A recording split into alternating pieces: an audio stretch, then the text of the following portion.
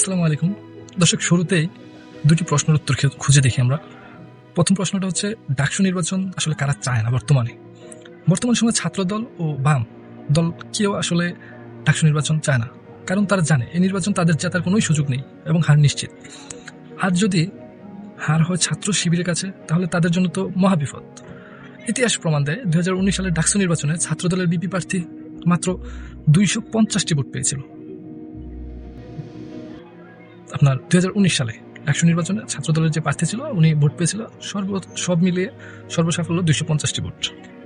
এটা শুনে হয়তো আপনাদের মনে প্রশ্ন জাগতে পারে যে আসলে ওই নির্বাচনটা তো বৈধ নির্বাচন ছিল না, ওইটা তো স্বৈরাচার সরকারের আমলের নির্বাচন। তারা জোর খাটিয়ে বা বিএনপিকে হেনস্থা করার জন্য তারা এই কাজটা করছে, বা ভোটে বিএনপিকে জয় দেখায় নেই। এটা মনে প্রশ্ন জাগতেই পারে। তবে মজার ব্যাপার হচ্ছে 2019 সালের ওই নির্বাচনে ছাত্রলীগ থেকে কিন্তু বিপি নির্বাচনে বিপি জিতেনি, বরং গণ অধিকার পরিষদের নুরুল হক নূর জয়ী হয়েছিলেন। ছাত্রলীগের প্রার্থী রেজাউল হক চৌধুরী শোভন নূরের কাছে হেরে যান। এটা দেখায় প্রশাসন অন্তত বিপি নির্বাচনের যে পদটা ছিল আপনার, ওই নির্বাচনে হয়তো বিপি পদটা সুষ্ঠু নির্বাচন হয়েছে, কারণ সেখানে তো ছাত্রলীগ জিতা নাই, ছাত্রলীগ হারছে। এবং আপনার বিপি হয়েছে কে? নুরুল হক নূর, যিনি বর্তমানে গণ অধিকার পরিষদের। তবে এবার ছাত্রদল ডাকসুকে সামনে রেখে সক্রিয় হচ্ছে। বিশ্ববিদ্যালয় হলে প্রায় 600 জনকে নেতা বানিয়েছে, সাধারণ কর্মী বলতে কেউ নেই। বিশ্লেষকরা বলতেছেন যাদের ছাত্রদলের প্রতি সামান্য ভালোবাসা আছে তাদেরকে কমিটিতে রাখা হয়েছে। মজার ব্যাপার, 600 জনের মধ্যে প্রায় 100 জন আসলে ছাত্রলীগের পদধারী, যারা তদন্তের পর বহিষ্কার হয়েছে। ফলে কর্মী সংখ্যা কিন্তু আরো কমে আসলো, 500-তে নিয়ে আসছে। তো 500 যদি হয় তাদের নেতাকর্মী, মানে একটা জিনিস চিন্তা করেন, যার মনে এতটুকু ভালোবাসা আছে যে আমি ছাত্রদলকে একটু পছন্দ করি, সেই ব্যক্তিটাকেই পদে দেওয়া হয়েছে। সে কিন্তু যে একটি কর্মী এ ধরনের না। আবার 600 জনের মধ্যে 100 জনকে নিয়ে আসা হয়েছে ছাত্রলীগ থেকে। এটা তদন্ত করা হলো। যখন ছাত্রলীগের সাদ্দামও দেখলাম যে তার স্ট্যাটাস দিল, সে বলল যে আমার পোলা ভাইনরে, আমার কর্মীকে কেন তোমরা দখল করতেছো, ভাগিয়ে নিতেছো। তারপর তদন্ত সাপেক্ষে তাদেরকে আবার বাদ দেওয়া হলো। তারপরে কি দাঁড়ালো, 600 জন থেকে যদি 100 জন বাদ যায় তাহলে থাকতেছে আপনার এই 500 জন। তো তাদের নেতাকর্মী যদি 500 জন হয়, তাদের ভোটার সংখ্যা কত? বিপরীতে আপনি ছাত্র শিবিরের সাম্প্রতিক একটি মিছিল ইউটিউবে সার্চ দিয়ে দেখলেই বুঝে যাবেন তাদের শক্তি কতটা। ছাত্র শিবিরের বিপি প্রার্থী সাদিক কাইয়ুম, তিনি আমাদের খাগড়াছড়ির গর্ব, ডাবির সাবেক ছাত্র শিবির সভাপতি ছিলেন ও জাতীয় একজন সেলিব্রিটি মানুষ এখন ধরাই যায়। ছাত্রদলের পক্ষে এমন কিন্তু কোনো জনপ্রিয় নেতা নেই। কম কর্মী আর জনপ্রিয় নেতার অভাবে তাদের প্রায় জয় অসম্ভব। তাই পরাজয় জেনে কেউ তো আর মাঠে নামবে না, বরং খেলা শুরুর আগেই হয়তো খেলাটা বর্জন করার চেষ্টা।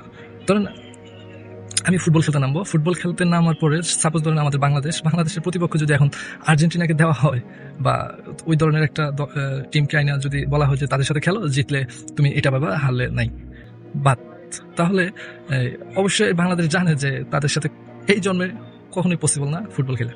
হ্যাঁ, থার্ড ক্লাস টিমও যদি আর্জেন্টিনা না হয়, তারপর বাংলাদেশ পারবে না। তো জানা শুনে তো বাংলাদেশ ওই প্রস্তাব গ্রহণ করবে না যে আমরা তোমাদের সাথে খেলবো। খেলতে নামলে দেখা যাবে যে মান সম্মান তো দূরে থাক, ইজ্জত নিয়ে ফিরে আসতে পারবে না। তো সেক্ষেত্রে কি দরকার? আমাদের খেলারই দরকার নেই, তোমরা খেলো ভাই, তোমাদের সাথে আমাদের যায় না।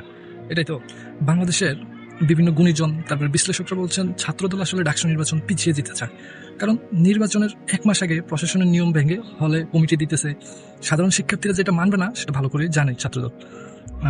কারণ সাধারণ শিক্ষার্থীরা চায় না ছাত্রলীগের মতোই জোর করে প্রোগ্রামে নেওয়া গ্যাস্ট্রুম কালচার, র্যাগিংয়ের রাজনীতি আবার বিশ্ববিদ্যালয়গুলোতে ফিরে আসুক। কমিটির ঘোষণার পর আন্দোলন শুরু করে শিক্ষার্থীরা, বিসিও ঘোষণা দেয় এখন হল কমিটি দেওয়া নিষিদ্ধ, কিন্তু ছাত্রদল বিসির সিদ্ধান্ত মানে না, এটা মানবে না। এটা তাদের পরিকল্পনা ছিল কমিটির নিয়ে আপনার ডাকসু নির্বাচনকে ভঙ্গ করার জন্য, এটা তাদের একটা প্ল্যান। এটা আবার আপনার বিশ্ববিদ্যালয়ের সাধারণ শিক্ষার্থীরা বলছে এবার ছাত্রদল হয়তো 1000 ভোটও পাবে না ডাকসু নির্বাচনে। এবার দ্বিতীয় প্রশ্নে আসি, আপনার